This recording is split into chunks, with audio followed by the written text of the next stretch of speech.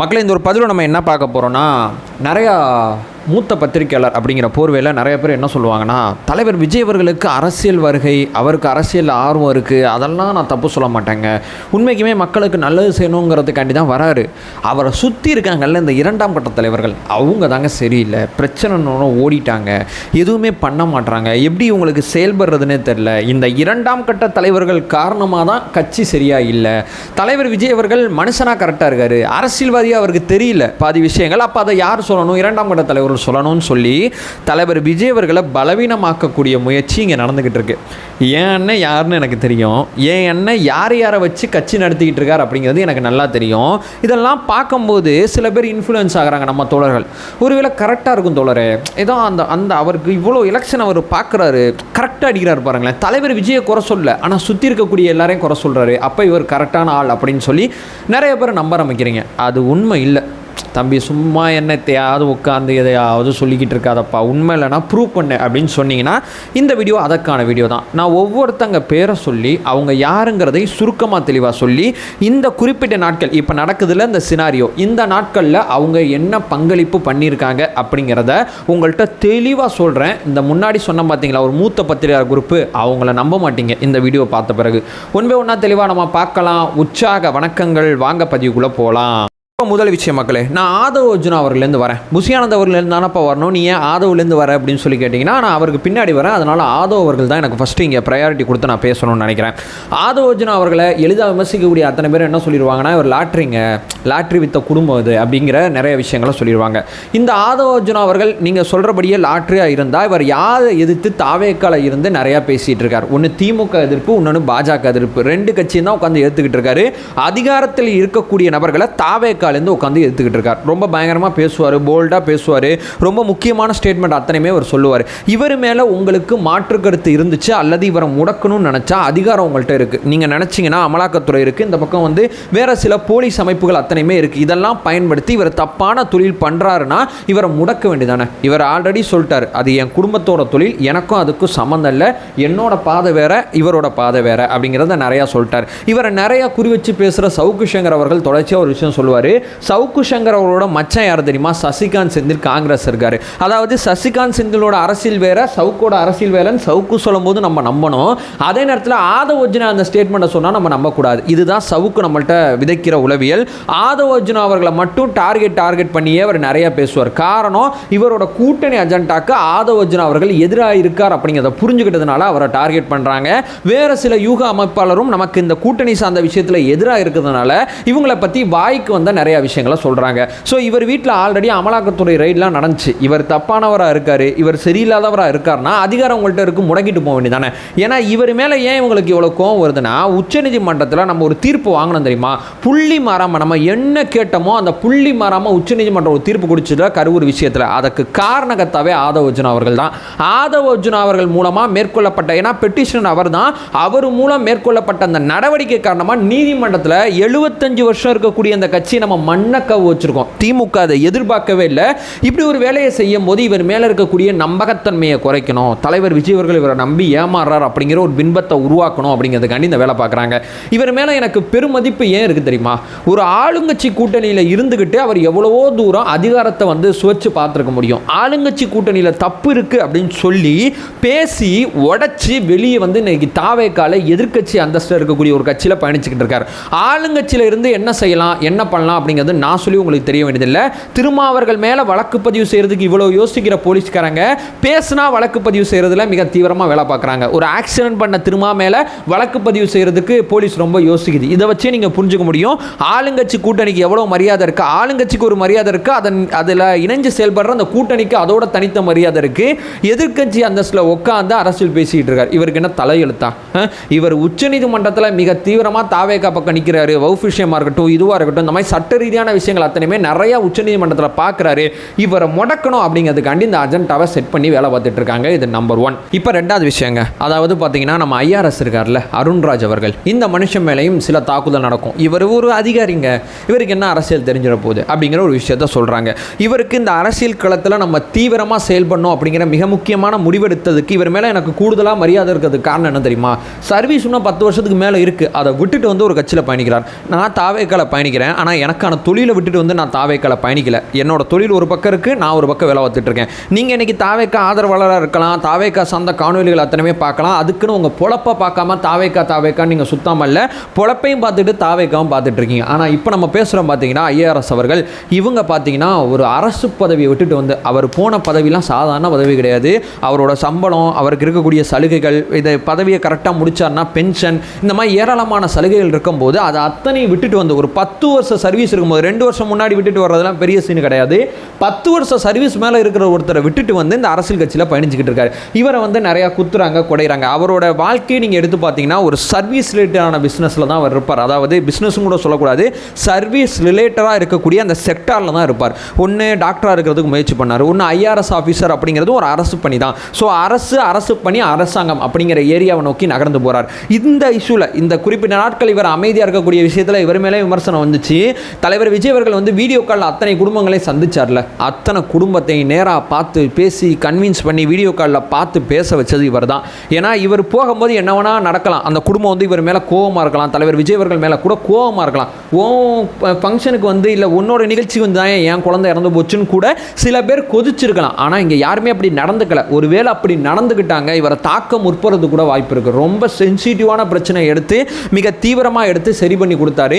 So எல்லா குடும்பத்திலையும் பேசி என்ன நடந்தது, என்ன போனது அப்படிங்கிற விஷயங்கள் அத்தனையுமே அவங்களுக்கு சொல்லி, தலைவர் விஜய் அவர்கள் உங்களை பார்க்கணும்னு ஆசைப்படுறான்னு சொல்லி வீடியோ கால் மூலமாக இன்றைக்கி தலைவர் விஜய் அவர்களை பார்க்க வச்சிருக்கார். இது அருண்ராஜ் ஐஆர்எஸ் அவர்களோட மிக முக்கியமான செயல்பாடாக இருக்குது. சர்வீஸில் 10 வருஷம் அவர் இருந்து எவ்வளவோ சுகபோக வாழ்க்கை வாழ்ந்திருக்கலாம், அதை அத்தனையுமே விட்டுட்டு வந்து தலைவர் விஜய் அவர்கள் சினிமாலேருந்து வந்து இந்த அரசியல் களத்தில் எவ்வளோ கஷ்டப்படுறாரோ, அது எவ்வளோ முக்கியமானதோ அதற்கு ஈக்குவலான முக்கியத்துவத்தை என்னால் ஐஆர்எஸ் அவர்களுக்கு கொடுக்க முடியும். ஏன்னா 2 பேருமே எனக்கு எப்படி சொல்கிறது, 2 பேருக்குமே ஒரு ஃபியூச்சர் இருக்குது. ஃபியூச்சரை விட்டுட்டு வந்து இவங்க மக்கள் பணி பார்த்துட்டு இருக்காங்க அப்படிங்கிறது என்னுடைய 2வது பாயிண்ட். அடுத்து 3வது மிக முக்கியமான ஒரு தலைவர், அவர் யாருன்னா சிடிஆர் அண்ணா. சிடிஆர் அண்ணா மேலே 1000 மாற்று கருத்து இருக்கும், 1000 விஷயங்கள் சொல்லுவாங்க, இப்படி பண்ணுவாங்க, அப்படி சொல்லுவாங்க. ஆனால் சிடிஆர் அண்ணா ஒரு விஷயத்தில் ஆரம்பத்துலேருந்து தீவிரமாக இருப்பார். திமுக எதிர்ப்பு அப்படிங்கிறதுக்காண்டி தான் அவர் பாஜகவில் பயணித்தார்.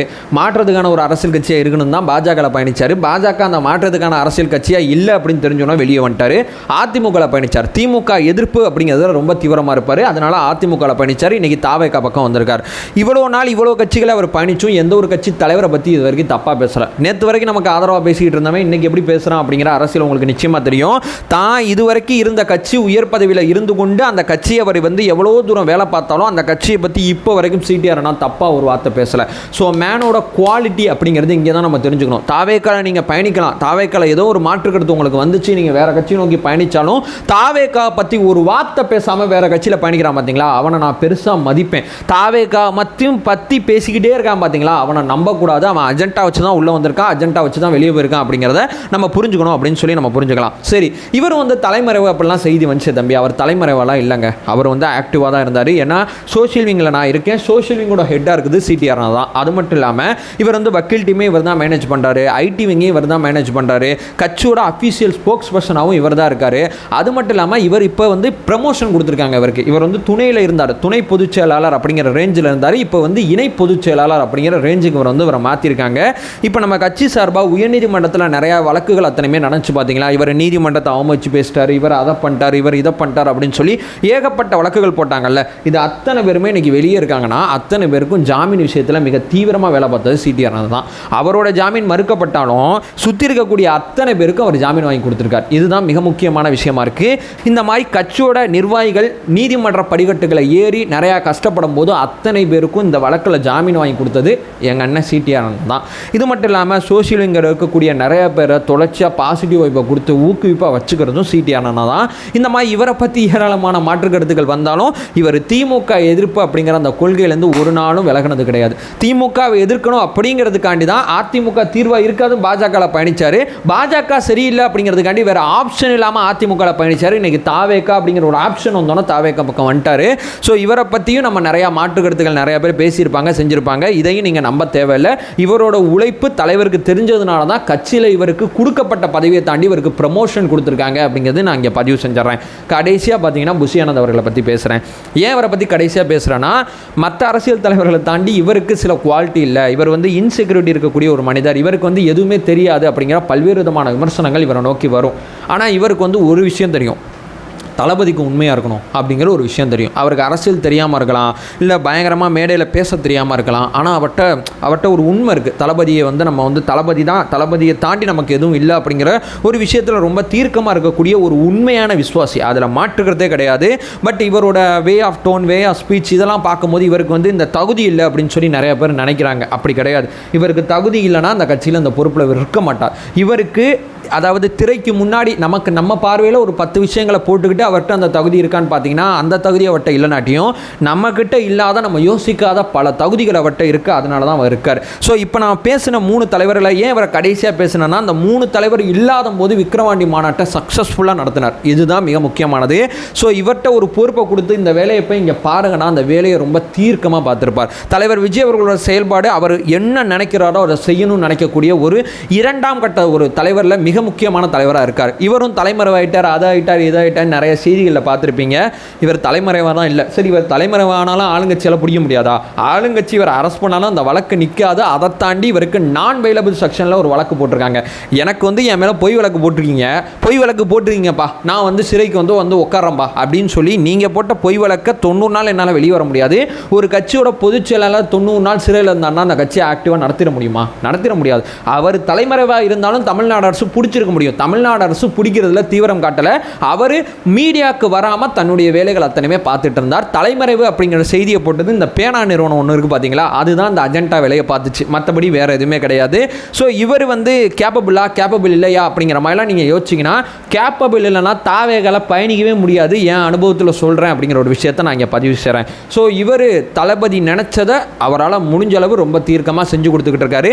தமிழ்நாடு முழுக்க இருக்கக்கூடிய அந்த நிர்வாகிகள் சம்மந்தப்பட்ட விஷயத்தில் ஒரு பெரிய தெளிவு வட்டம் இருக்குது. நான் போன ஒரு வீடியோவில் சொல்லியிருப்பேன், 2,95,580 பேர். இந்த 2,95,580 பேர் யார் என்ன பண்ணிகிட்டு இருக்கான், எவனை உள்ளே சேர்க்கலாம், எவனை உள்ளே சேர்க்கக்கூடாது, எவன் எந்த மறைமுக வேலை பார்க்குறான், எவன் எந்த நேரடி வேலை பார்க்குறான் அப்படிங்கிற பல்வேறு விதமான தகவல்கள், அந்த உளவுத்துறை தகவல்னு சொல்லுவாங்கல்ல, அது அத்தனையுமே ஃபிங்கர் டிப்பில் வச்சிருக்கக்கூடிய ஒரு மனுஷன், ஒரு பெஸ்ட் ஆர்கனைசர் அப்படின்னா இவரை நம்ம எடுத்துக்கலாம். அதில் மாற்றுக்கிறதே கிடையாது. ஸோ கட்சியில் பயணிக்கிற அந்த 4 முக்கியமான தலைவர்கள் தொடர்ச்சியாக டார்கெட் செய்யப்பட்டாங்க. ராஜமன்னாவும் இதில் தவிர்க்க முடியாத ஒரு தலைவர் தான். ஏன்னா தலைவர் என்ன சொல்கிறாரோ அதை தான் அவர் செய்வார். அதில் வந்து அதை தாண்டி அவர் வேறு எதுவும் விஷயங்கள், வேறு எதுவும் பாயிண்ட் ஆஃப் வியூ, வேறு எதுவும் தகவல்கள், அது எதுவுமே அவர் செய்ய போகிறதில்ல, பண்ண போகிறதில்ல. ஸோ வீடியோட எண்டாக நான் சொல்கிறேன், நம்ம தலைவர், நம்ம தலைமையில் இருக்கக்கூடிய அத்தனை பேரும் கூட்டு முயற்சியாக தான் டிசிஷன் மேக்கிங் பண்ணுறாங்க. ஸோ நான் வீடியோ ஆரம்பத்தில் சொன்னபடி இந்த 25 நாட்கள் இந்த கட்சியில் உங்களுக்கு நிறையா மாற்றுக்கருத்து இருந்திருக்கலாம். அப்படி பண்ணியிருக்கலாம், இப்படி பண்ணியிருக்கலாம், இந்த மாதிரி செஞ்சுருக்கலாம், அந்த மாதிரி செஞ்சுருக்கலாம் அப்படிங்கிற பல்வேறு மாற்றுக்கருத்து இருந்திருக்கலாம். ஆனால் நான் இங்கே பெருசாக ஹைலைட் பண்ணுறது என்னன்னா, செஞ்ச ஒன்று நான் பெருசாக ஹைலைட் பண்ணுறேன். 75 வருஷ கட்சியாக இருக்கக்கூடியவங்களை உச்சநீதிமன்றத்தில் தாவேக்கா அப்படிங்கிற அந்த 1.5 வயசு குழந்தை மண்டியிட வச்சிருக்கு. இது வந்து திமுக வரலாற்றில் இந்த ஒரு விஷயத்தை மறக்கவே மறக்காது. என்னடா அடி நெத்தி அடிச்சிட்டாங்க அப்படிங்கிறத மட்டும் அவங்க யோசிக்கவே மாட்டாங்க. என்ன அவங்க இந்த ஆங்கிளில் திங்க் பண்ணியிருக்கவே மாட்டாங்க. உச்சநீதிமன்ற தீர்ப்பு நம்ம என்ன கேட்டோமோ புள்ளி மாறாமல் கொடுத்தாங்க. தாவேக்கா அதை செஞ்சிருக்கு. இது மட்டும் இல்லாமல் பார்த்தீங்கன்னா, மிக முக்கியமாக நம்ம கட்சி சார்பாக வேட்டையாடப்பட்டன்னு கூட நான் சொல்லலாம். தேடி அரெஸ்ட் பண்ணாங்க இந்த கரூர் விஷயத்தில். அத்தனை பேரும் இன்னைக்கு வெளியே இருக்காங்க. ஸோ கட்சியில் இது நடந்திருக்கலாம், கட்சியில் அது நடந்திருக்கலாம், கட்சியில் அந்த மாதிரி போயிருக்கலாம், கட்சியில் இந்த மாதிரி பேசியிருக்கலாம் அப்படிங்கிற பல்வேறு விஷயங்கள் நான் முன்னாடி சொன்னபடி உங்களுக்கு இருந்தாலும் நம்ம அமைதியாக தான் இருக்கும். வேறு எந்த தப்பும் பண்ணலை. அமைதியாக இருக்கிறதும் நம்மளோட ஒரு பலம் தான். கூடிய விரைவில் தலைவர் விஜய் அவர்கள், நான் முன்னாடி வேறு சில வீடியோக்களில் சொன்ன ஒரு வார்த்தை, என் அண்ணன் வந்து மனுஷனாக இங்கே யோசிக்கிறார், கட்சிக்காரராக யோசிக்கிற, தலைவராக யோசிக்கிற, என்னோட கூட்டத்துக்கு வந்தவங்க இறந்து போயிருக்காங்க, நான் மறுபடியும் சட்ட ரீதியான அப்படிங்கிற ஒரு வார்த்தை அதில் இருக்கும். சட்ட ரீதியாக சில முயற்சி பண்ணி அவங்கள பார்த்துட்டு வந்து தான் என்னுடைய அரசியல் பயணம் இருக்கும் அப்படிங்கிறதுல நான் ரொம்ப தீர்க்கமாக இருக்கேன். தலைவா, நீ அரசியல் தலைவா, 6 மாதம் தலைவா, எலெக்ஷன் தலைவா இருக்கட்டும்பா, இதை நான் செய்யலைன்னா என் மனசாட்சி என்னை மன்னிக்காது அப்படிங்கிற டிசிஷன் மேக்கிங்கில் தலைவர் இருக்கார். ஸோ தலைவர் கீழே தான் இவங்க எல்லாருமே. இப்படி இருக்கக்கூடிய ஒவ்வொருத்தங்களையும் டார்கெட் பண்ணி இவங்க தப்பு, அவங்க சரியில்லை, இவங்க சரியில்லை அப்படிங்கிற சில விஷயங்கள் நம்ம பண்ணணும். கலெக்டிவ் டிசிஷன் மேக்கிங் தான் நம்ம கட்சி பயணிச்சுக்கிட்டு இருக்கு. எல்லா விதமான விஷயத்தையும் தலைவர் கேட்குறாங்க, தலைவர் முடிவெடுக்கிறாங்க. தலைவரோட முடிவை நம்ம ரெஸ்பெக்ட் பண்ணணும் அப்படிங்கிற ஒரு விஷயத்தை சொல்லிட்டு இந்த வீடியோ நான் எண்ட் பண்ணிக்கிறேன். நம்ம சேனலை ஃபர்தராக ஃபாலோ பண்ணிங்கன்னா பொலிட்டிக்கல் சார்ந்து மிக முக்கியமான பல பதிவுகளை பார்த்துட்டு இருக்கோம். நம்மளோட ஒரே நோக்கம் அறியாமை அகற்ற வேண்டும், அறியாமை அகற்றப்பட வேண்டும். Thank you so much.